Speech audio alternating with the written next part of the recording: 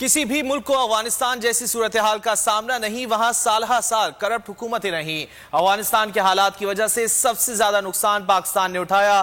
دنیا نے اقدامات نہ کیے تو یہ انسانوں کا پیدا کردہ سب سے بڑا انسانی بحران ہوگا۔ وزیر اعظم عمران خان نے OIC وزراء خارجہ غیر معمولی اجلاس سے خطاب میں کہا، افغانستان میں عدم استحکام سے مہاجرین کا مسئلہ پیدا ہو جائے گا۔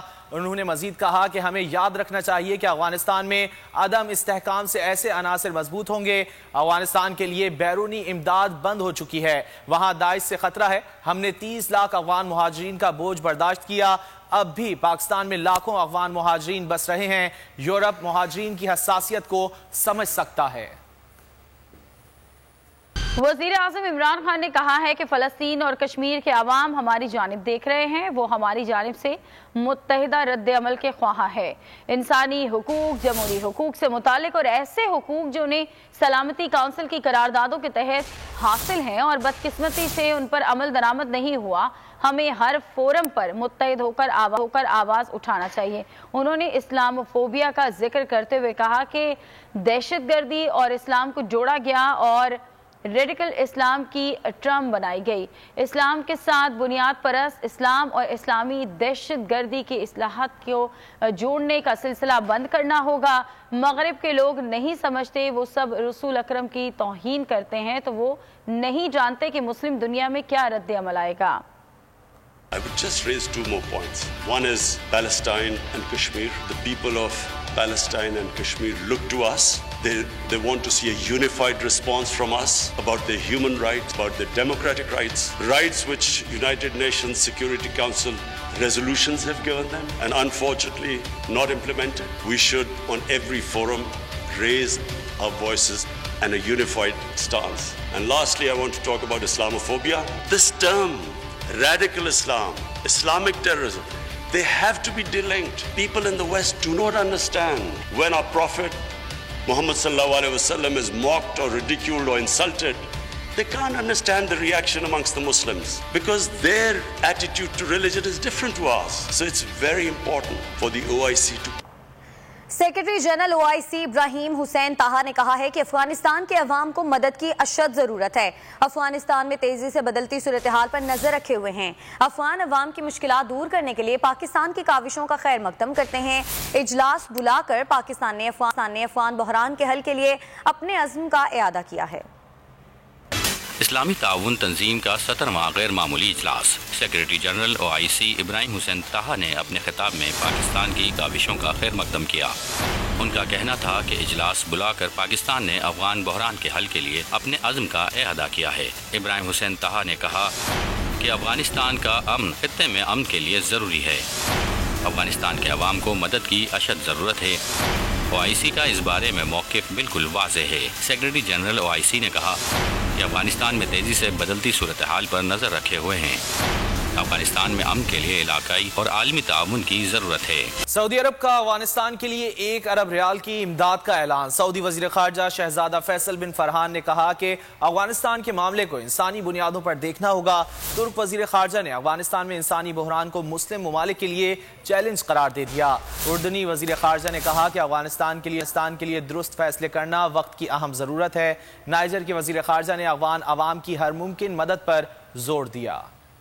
افغانستان کے لیے 1 ارب ریال کی امداد۔ سعودی عرب نے بڑا اعلان کر دیا۔ OIC وزراء خارجہ کونسل سے خطاب میں سعودی وزیر خارجہ شہزاد فیصل بن فرحان نے کہا کہ افغانستان میں کشیدہ صورتحال کے خطے اور دنیا پر اثرات مرتب ہو سکتے ہیں۔ افغانستان کے معاملے کو انسانی بنیادوں پر دیکھنا ہوگا۔ مالی بحران مزید سنگین ہو سکتا ہے۔ ترک وزیر خارجہ نے افغانستان میں انسانی بحران کو مسلم ممالک کے لیے چیلنج قرار دیتے ہوئے کہا کہ OIC کو دیگر عالمی اداروں سے مل کر افغان بحران پر قابو پانا چاہیے۔ صورتحال کے اثرات دیگر ممالک پر بھی مرتب ہوں گے۔ اردن کے وزیر خارجہ نے کہا کہ افغانستان اس وقت انسانی بحران کے دہانے پر کھڑا ہے۔ افغانستان کی عوام خوراک کی قلت کا شکار ہیں، ان کی سلامتی کے لیے کام کرنا ہوگا۔ نائجر کے وزیر خارجہ نے افغان عوام کی ہر ممکن مدد پر زور دیا اور کہا کہ افغانستان کے مسئلے پر اجلاس خوش آئند ہے۔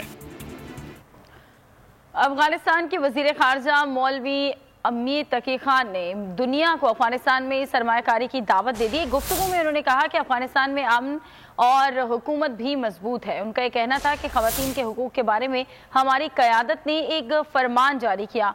मौलवी अमीर खान मुतकी का ये भी कहना था कि अफगानिस्तान की ख़वातीन को कोई मुश्किल नहीं, मुश्किल अगर है तो वो मीडिया में है।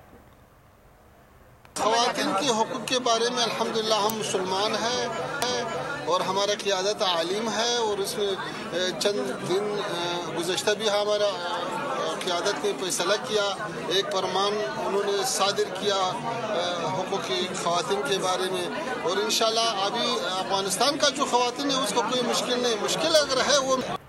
वज़ीर ख़ारजा शाह महमूद कुरैशी ने कहा है कि अफगानिस्तान के लोगों को खुराक की कमी का सामना है। अफगानिस्तान को इंसानी अलमिये से बचाने के लिए उम्मत मुस्लिमा अपना किरदार अदा करे। अफगान अवाम की खातिर भारत से अद्वियात और खुराक अफगानिस्तान पहुँचाने में सहूलत दी थी। पाकिस्तान एक बार फिर अफगानिस्तान में इंसानी बहरान के हल के लिए कोशां है।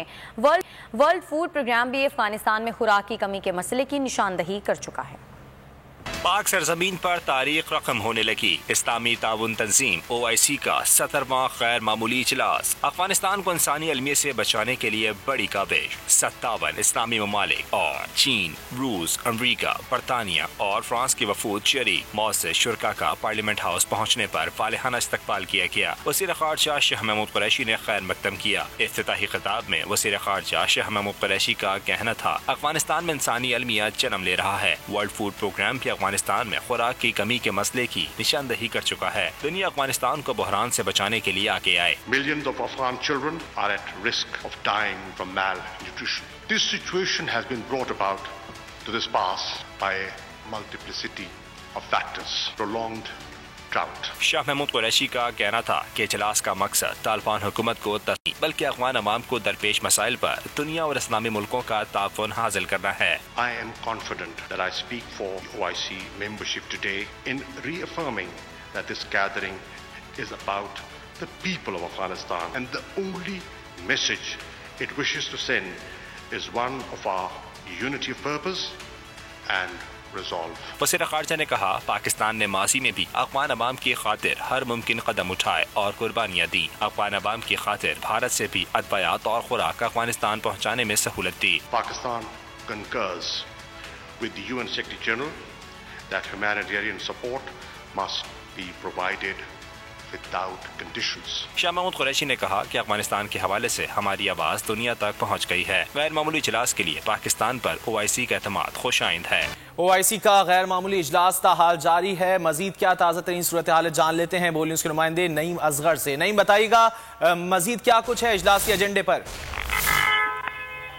जी बिल्कुल, पाकिस्तान की मेज़बानी में OIC वज़ीर ख़ारजा का जो इजलास है, गैर मामूली इजलास इस वक्त पार्लियामेंट हाउस में जारी है। और इस इजलास का जो स्टार्ट में जो पहला जो खिताब था वो पाकिस्तानी वज़ीर ख़ारजा शाह महमूद की जानिब से किया गया। उन्होंने खिताब किया, उसके बाद सऊदी अरब के वज़ीर ख़ारजा जो है उन्होंने खिताब किया। और सऊदी अरब की जानिब से हौसला अफजा खबर यह है कि सऊदी अरब ने अफगानिस्तान के लिए 1 अरब रियाल इमदाद का ऐलान किया है।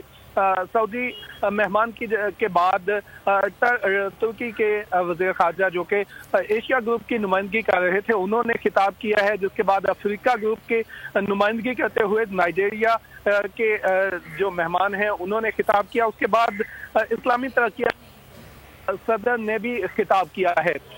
उसके बाद वज़ीर आज़म इमरान खान ने खिताब किया। इजलास में वज़ीर आज़म इमरान खान ने खिताब करते हुए ये कहा कि अफगानिस्तान में जो मसला है वो इंसानों का पैदा करता है। और अगर इस इजलास के इख्तिताम पर वज़ीर ख़ारजा शाह महमूद कुरैशी और OIC के सेक्रेटरी जनरल की जानिब से प्रेस कॉन्फ्रेंस की जाएगी। बहुत शुक्रिया नईम, आपने इस हवाले से आगाह किया। सब्सक्राइब करें और बेल दबाएं ताकि कोई खबर रह न जाए।